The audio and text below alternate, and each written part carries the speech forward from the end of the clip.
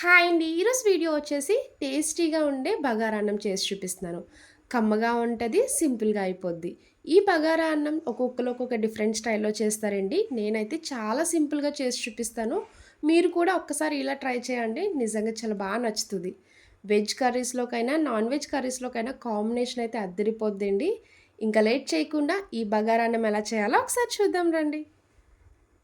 ఇప్పుడు bagara rice ready చేసుకోవడానికి ముందుగా ఒక గ్లాస్ బాస్మతి రైస్ తీసుకొని ఇలా శుభ్రంగా వాష్ చేసుకున్నాక 20 నిమిషాల పాటు నానబెట్టుకోవాలి. చూడండి నేనైతే ముందుగానే నానబెట్టుకున్నాను. నానబెట్టుకోవడం వల్ల రైస్ కూడా తొందరగా కుక్ అయిపోద్ది. ఇప్పుడు స్టవ్ ఆన్ చేసి ఇలా కడాయి పెట్టుకున్నాక ఒక స్పూన్ ఆయిల్ వేసుకోండి. ఆయిల్ హీట్ అయ్యాక మీకు వీడియోలో చూపిస్తున్నట్టు బిర్యానీ స్పైసెస్ అన్నీ వేసుకోవాలి. సాజీరా కంపల్సరీ వేసుకోండి. బగారా రైస్లో జీలకర్ర కన్నా సాజీరా వేసుకుంటేనే ఫ్లేవర్తో పాటు టేస్ట్ బాగుంటుంది. బిర్యానీ ఆకు, చెక్క, బిర్యానీ పువ్వు, లవంగ, ఇలాచి, బిర్యానీ ఆకు ఇలా స్పైసెస్ అన్నీ వేసుకున్నాక ఒక 1 మినిట్ వరకు ఫ్రై చేసుకోవాలి. ఇప్పుడు ఇందులో ఒక ఉల్లిపాయ, 4 పచ్చిమిరపకాయలు ఇలా పొడవుగా కట్ చేసుకొని వేసుకోండి.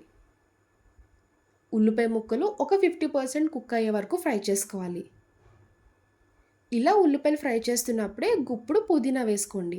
గుర్తుపెట్టుకోండి, మెయిన్ బగారా రైస్ చేసుకున్నప్పుడు పుదీనా ఫ్లేవరే బాగా తెలియాలి. ఇందులో కొత్తిమీర యాడ్ చేయట్లేదండి. హైదరాబాద్లో చాలామంది బగారా రైస్ చేసుకుంటారు కదా, బగారా రైస్ ఫ్లేవర్ రావాలంటే పుదీనా వేసే చేసుకోవాలి. ఇలా పుదీనా వేసుకున్నాక ఇంకొక 1 మినిట్ ఫ్రై చేసుకోండి. ఇలా ఫ్రై చేస్తున్నప్పుడే ఒక స్పూన్ ఫ్రెష్‌గా దంచుకున్న అల్లం వెల్లుల్లి పేస్ట్ వేసుకోండి. అల్లం వెల్లుల్లి పేస్ట్ వేసుకున్నాక పచ్చివాసన పోయే వరకు ఫ్రై చేసుకోవాలి. ఇందులోనే ఒక క్యారెట్ తీసుకొని ఇలా ముక్కల కింద కట్ చేసుకొని వేయండి. క్యారెట్ వేయడం వల్ల బగారా అన్నం చూడడానికి కలర్‌ఫుల్‌గా బాగా కనిపిస్తదండి. పిల్లలు కూడా ఇష్టంగా తింటారు. ఇలా అన్నీ కంప్లీట్‌గా ఫ్రై చేసుకున్నాక ఇప్పుడు ఇందులో వాటర్ వేసుకోండి. ఒక గ్లాస్ బాస్మతి రైస్‌కి గ్లాసున్నర వాటర్ యాడ్ చేసుకోవాలి. అదే మీరు నార్మల్ రైస్‌తో కుక్ చేసుకునేలా ఉంటే 2 గ్లాసుల వాటర్ వేసుకోండి.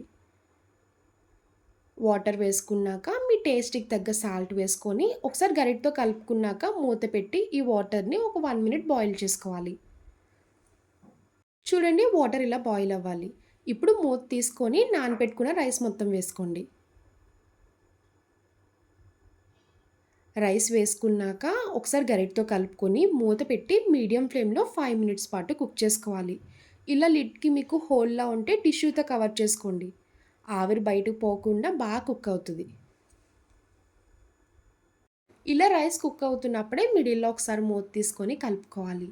చూడండి రైస్ అయితే ఒక 50% కుక్ అయింది. ఈ టైంలో ఒక స్పూన్ నెయ్యి వేసుకోండి. ఇలా కుక్ అవుతున్నప్పుడు మిడిల్‌లో నెయ్యి వేయడం వల్ల బగారా అన్నం మేకుల్లా పొడవుగా చక్కగా చాలా వస్తదండి. పొడి పొడిగా కూడా వస్తది.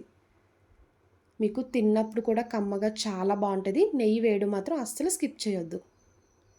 ఇలా నెయ్యి వేసుకున్నాక మళ్ళీ మూత పెట్టుకొని ఇంకొక 5 మినిట్స్ కుక్ చేసుకోండి. కంప్లీట్‌గా రెడీ అయిపోద్ది.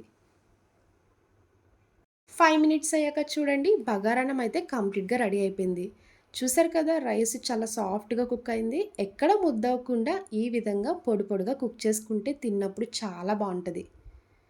Chicken curry, mutton curry combination అయితే ఇంకా అదిరిపోద్దండి. మీరు వెజ్‌లో తినాలనుకుంటే గుత్తి వంకాయ, ఆలు కర్రీ చాలా బావుంటది. ఈ ఉత్తి బగారన్నమే తినేస్తారండి. అంత కమ్మగా, రుచిగా ఉంటది. డెఫినెట్‌లీ ట్రై చేయండి ఈ స్టైల్‌లో. నేనైతే ముందుగానే ఆలు కర్రీ రెడీ చేసుకున్నానండి. చాలా బావుంటది. చూసారు కదా బగారా అన్నం. నా వీడియో మీకు నచ్చితే లైక్ చేసి, షేర్ చేయండి. ఫస్ట్ టైమ్ చూసేవాళ్ళు ఎవరైనా అయితే ప్లీజ్ అండి నా ఛానల్ సబ్స్క్రైబ్ చేయండి. బాయ్ అండి.